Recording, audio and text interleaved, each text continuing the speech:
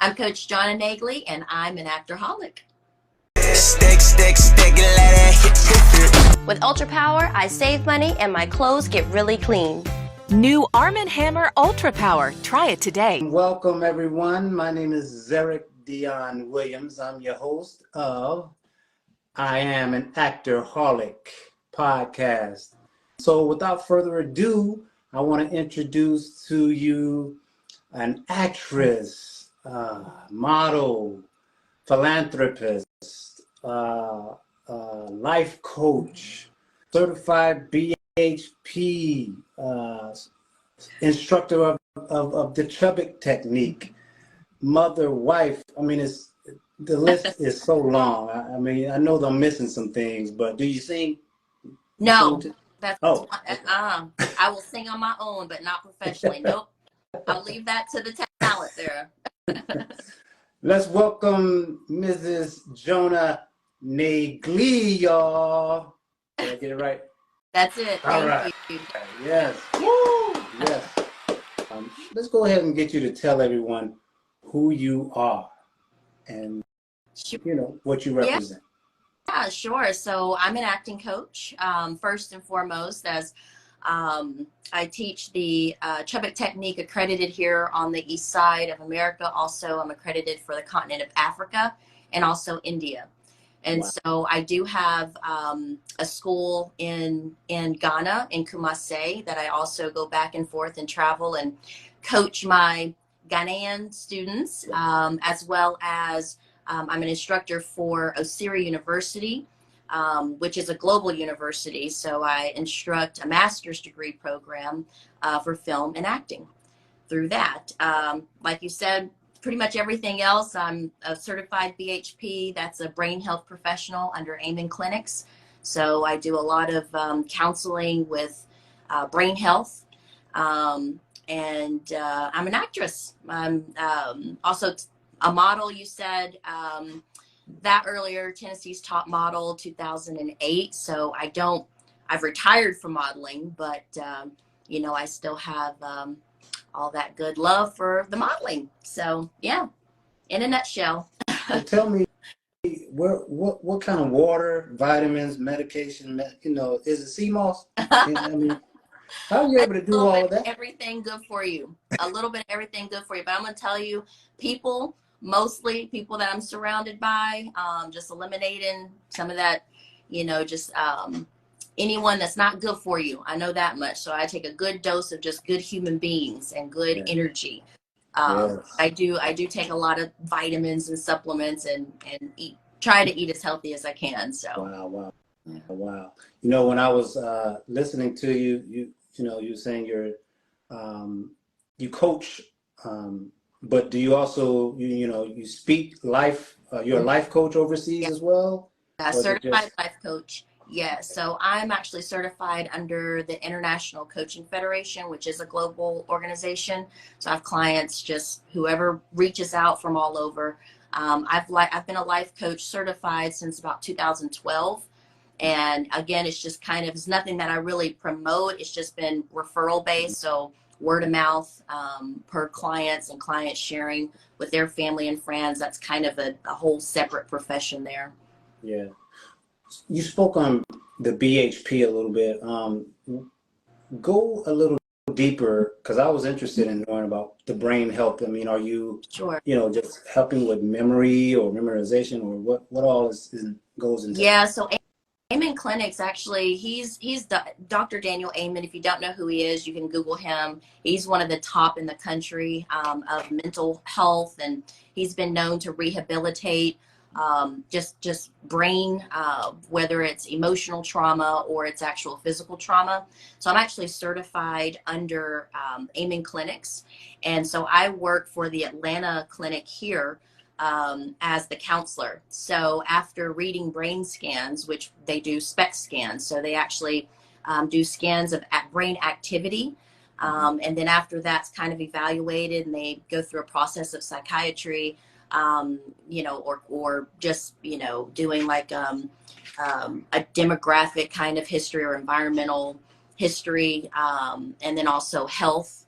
wise, then they are handed over to me for like ongoing treatment or vitamin supplements if you have like imbalances. Okay. If we find out it's not actual brain trauma, which then I evaluate and see like, do we have indents in the brain? Do we have inactivity and in certain parts of the brain? And then I kind of assess, and then I give them counseling, and I have ongoing clients that are just about rehabilitating their brain. So memory, you know, being able to think quicker, being able to focus, things like that. So well, I'm sure that helps with you know, when you're working with your students as well. You know, for sure. For sure. It's a perfect combination. So I'm definitely an infusion of a coach. So if students are more stressed, they go through depression, they have discouragements, everything actors and in this industry we go through, it's been a blessing to be able to combine the two, and I can offer them a clinical and science backed alternative to just kind of caring for their mental health. Yeah. What inspired you, you know, to start pursuing coaching more so now than the acting, or who inspired you to want to, you know, do that? Yeah, actually Ivana Chubbuck. So I'm certified as an accredited instructor of the Chubbuck Technique. That is the author of The Power of the Actor. She's the Hollywood acting coach of Halle Berry, Charlize Theron, Sylvester Stallone, many great actors, and have been monumental in helping them actually achieve performances that has won their academies and their Golden Globes, and they shout her out. So she actually inspired me. You know, when you're early into your acting career, and obviously I had an interest in college, but my focus was more in theater. So my whole background is theater. When I moved here to Atlanta in 2009, I got really interested in film and commercial. In 2009, everything was kind of just getting on like the uphill here in the southeast of being Hollywood of the South. So having opportunities, that's kind of around that time. So my professor at Alliance School of Performing Arts and at the Woodruff in Atlanta, I did their 2-year program for film and commercial. She actually was teaching from The Power of the Actor as just kind of part of our curriculum, and then we learned Chekhov and Meisner and all the others. But I was just drawn to The Power of the Actor, especially at that time in my life. I needed something that was going to give me more of an outlet, somewhere that I could put like all of myself into my work and actually like fight for some empowerment through all the mush. And The Power of the Actor did that for me. So I actually did some research, and the goal was to go to Hollywood and just do a workshop. Like I was like, let me just dip my toe. I'm gonna go to Hollywood. I'm just gonna do a workshop. So let me see if I can just get in just to a workshop or something. And I was already coaching at the time. Actually, I had been coaching for about 2009. So I had been coaching at a smaller school in Beaufort for about a year or two at that time. And so I didn't know Ivana Chubbuck was actually still alive. I thought she was like Meisner and Strasberg and all those guys, Stanislavski. And I come to find out that she was still living. So I sent in my resume and all of that with the intention just to do a class. And Ivana Chubbuck actually reached back out and was like, "You're a coach? Interested in the coaching program? We did some background on you." And you know, I checked out. You know, she's very selective with who she accredits. I was about to say, I heard she was very selective. She accredits, yeah. But I had built up a really great student base on my own as head coach at my former acting school that I was teaching at, and so the rest is history from there. But she definitely inspired all of my coaching passions. So. Now, for those who have not heard of the book, The Power of the Actor, that book is amazing. I've read it. Copy here. I mean, it's like a Bible. Trust me. It's coined the Actor's Bible. So yes, it is. It's like a Bible. So trust me, you want to invest in that. Now, I know you have a school, so I don't want to, you know, go too deep with it. But if you had, in your own words, had to summarize The Power of the Actor, and I know it's a lot of information in there, so I might not even be doing it justice by asking you this, but if you had, in your own words, to summarize it, what would that be? I'd say it's like it's a combination of all of our great techniques. So you're going to find some Chekhov, you're going to find some Uta Hagen, you're going to, obviously the whole foundation of everything truthful acting and realism acting is Stanislavski's system. And Ivana Chubbuck was actually very inspired from these greats as well. So you'll find it a combination of all of those great techniques in certain tools, but it lays it out in this very easy formulated process where you can just break it down. So it makes like script analysis very easy to kind of break down if you follow like the steps there.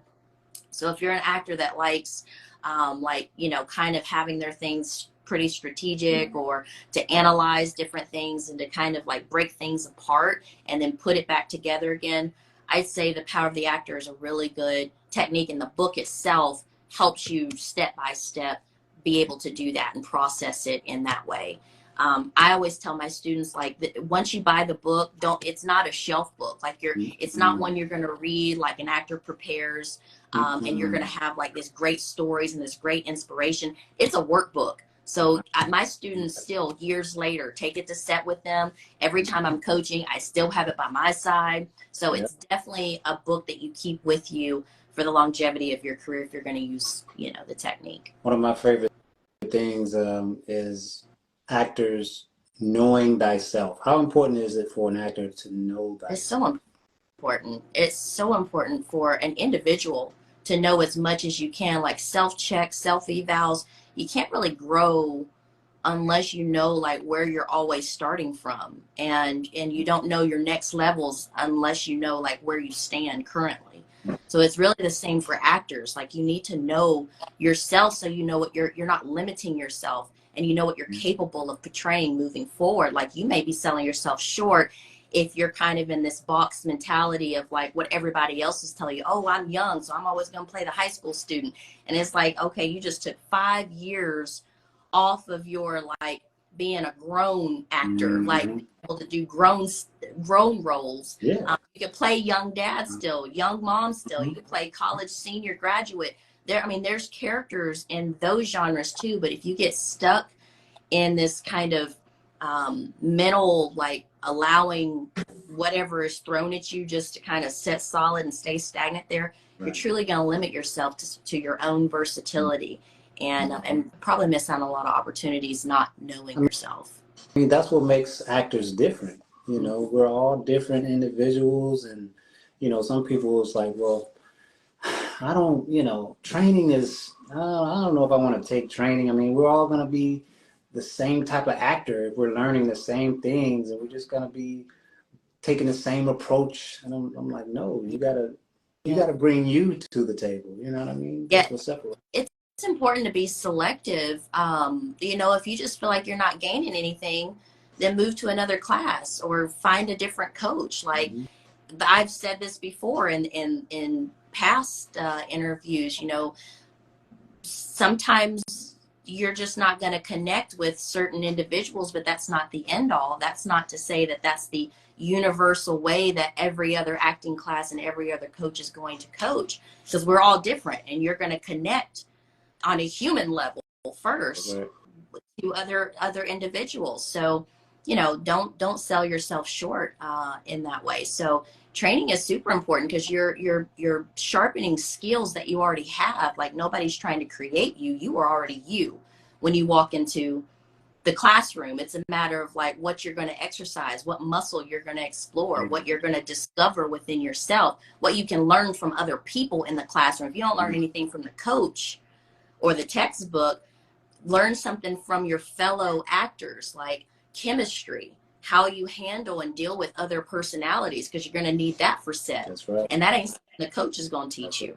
That's something you're going to observe and you're going to practice just in the presence of being with other like-minded actor community. So class isn't always just for going and trying to battle like, well, I already know this, I already know that. That's totally fine, because that's going to vet you out of longevity in your profession. So it's cool, because casting associates and directors don't want to work with individuals like that anyway. Right. You're going to get on a set 6 months, that may be required to be on that set, and your stamina will run very low within the first couple of weeks if you aren't training. That's what training is about. It's not always about just learning something new. It's about like growing and getting stronger, building some callus within yourself so you can withstand what's really required for the profession. Now, this may be, I don't know, I'll ask it anyways. When do you know, based on your experience, your knowledge, when an actor is ready? I'd have to say, because I'm a casting associate too, like for me, if just from my own opinion, when I feel confident enough, like referring that particular student That's a good to the producer or the casting director who's reached out to me and say, hey, we need a student that fits this profile, because we know that they're going to be trained and they're going to be dedicated. So for me, in my opinion, is when the actor like shows up every time for class. They prepare for class as if it's their time on set. And that's actually just how I train. It's like no class is just, you're not going to stroll up in the classroom because time is valuable. I got 4 kids. So I could be home with my children. You know, if I'm the kind of energy that you're getting, I'm not going to give that kind of energy back. That's right. So you really don't even want to be in my classroom if you didn't come to do the work. So how I realize when an actor is ready to be on set and just, you know, ready to do the deed is when they show up as if this is set day. When they show up and Steven Spielberg may be in the back corner checking everybody out, and they give that type of effort and work ethic. Yeah. So all of that in combination is kind of my green light. Wow.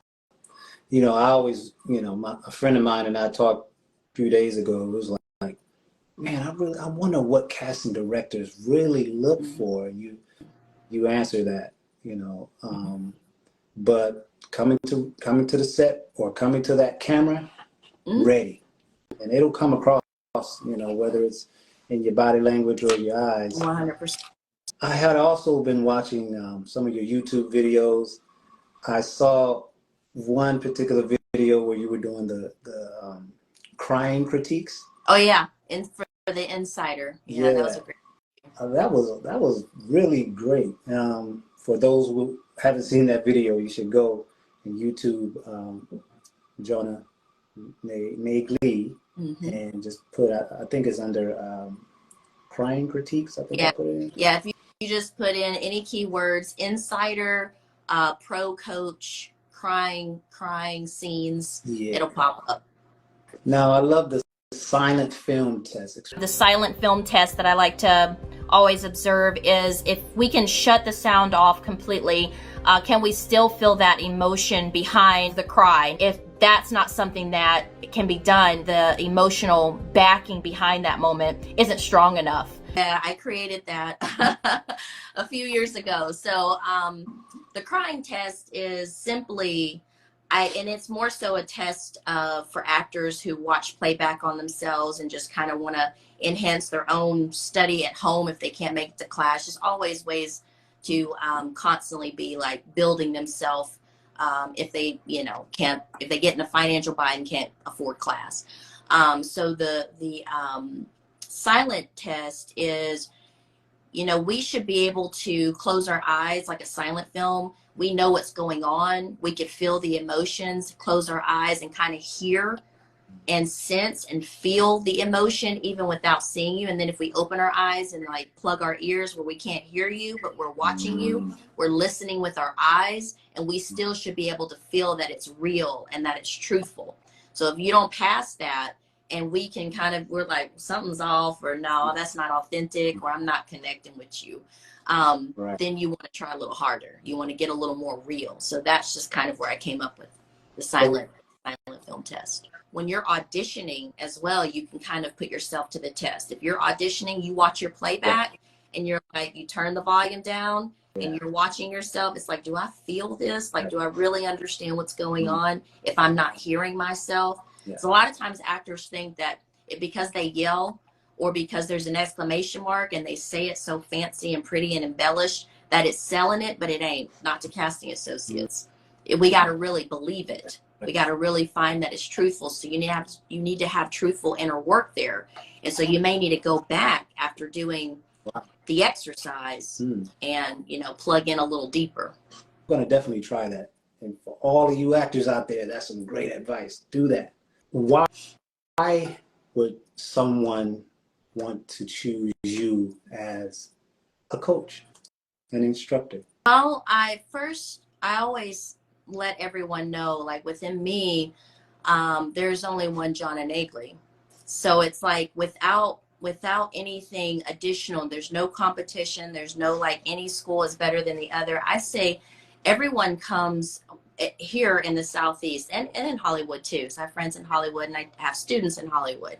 No matter where you go, you need to connect with the person, with the human being. And even if you find it hard to work with a particular coach, like listen to the nuggets, listen to the experience, listen to the wisdom, and take from there. You don't have to like the person to actually gain some lessons. So I guess my answer to that is that I don't really compare myself to nobody else. That's not to say that anyone else isn't great in their own right. I just know all the stuff that I've done and I continue to do to grow as a coach. I got to go to Hollywood next week, actually, take my 10-month-old daughter with me and pay for a nanny to be there for 2 whole weeks to train with Ivana Chubbuck and up my coaching game.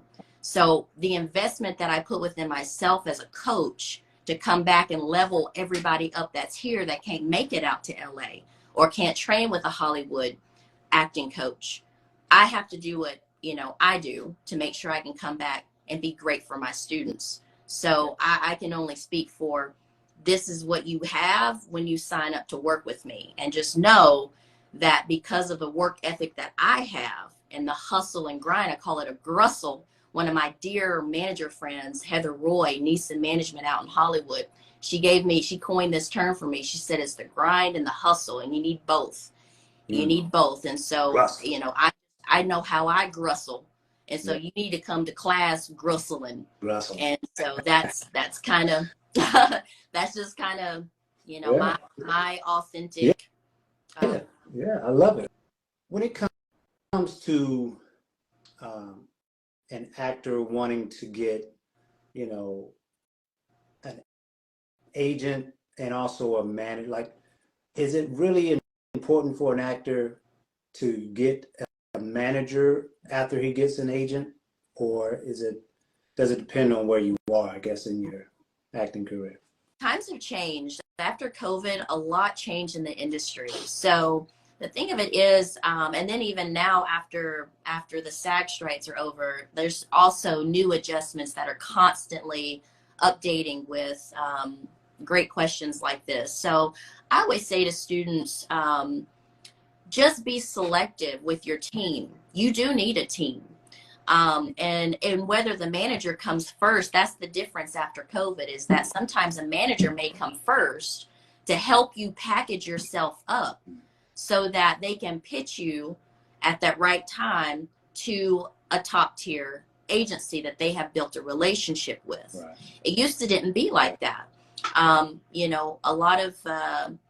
A lot of managers didn't have, and I'm talking specifically Southeast at that time, but a lot of managers didn't have either the credential or the relationships, and they were just kind of popping up all over the place and kind of pesting casting directors. Mm-hmm. And casting directors kind of, and I know some personally, and agents as well, kind of put up this like universal, we don't talk to managers. We don't do that here. Because it was more of a pesty thing. That's changed. Since COVID. That has changed. I know many managers that are here in the Southeast, some up north, and then a lot of my manager friends in Hollywood. And it's about the relationship. So I just say to the talent, do your research. It's okay to reach out to some of their clients and ask their clients, how do you feel about your representation? Be very careful too, because I'm an advocate for actors. I'm a big advocate in making sure you do not get scammed. Yes. Because it's unfortunate that the industry, there's some eels, nasty little sharks, that knows that there's money to be made and will take advantage of vulnerable talent. Somebody who's just wanting an opportunity, that one opportunity, because they have not had an opportunity yet. And so I say to students and to you actors, you know, be very careful and do your research. If you are being asked to spend money, a lot of money on just their people, it's some problem to that, because that can be pricey. And I've seen it in the past. And so it's hard for me as a coach, and this is just as of last year, to even refer, because people change. I can't, you know, human beings do stuff. And so it's hard for me to even speak for other people, but I do have my select representations that have checked out, that are either SAG affiliated, or I can run them through to SAG office and ask questions. I have tons of relationships with top tier agencies that have been agencies for over decades.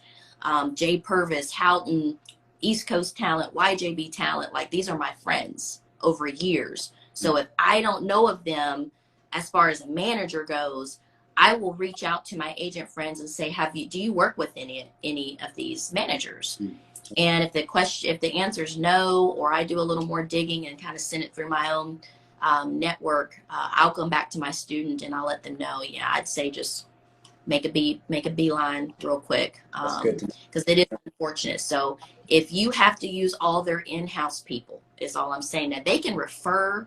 I'm on top resource lists for agents and managers, and so they can refer to their people that they check out. So, you know, acting schools, acting coaches, photographers, they can suggest.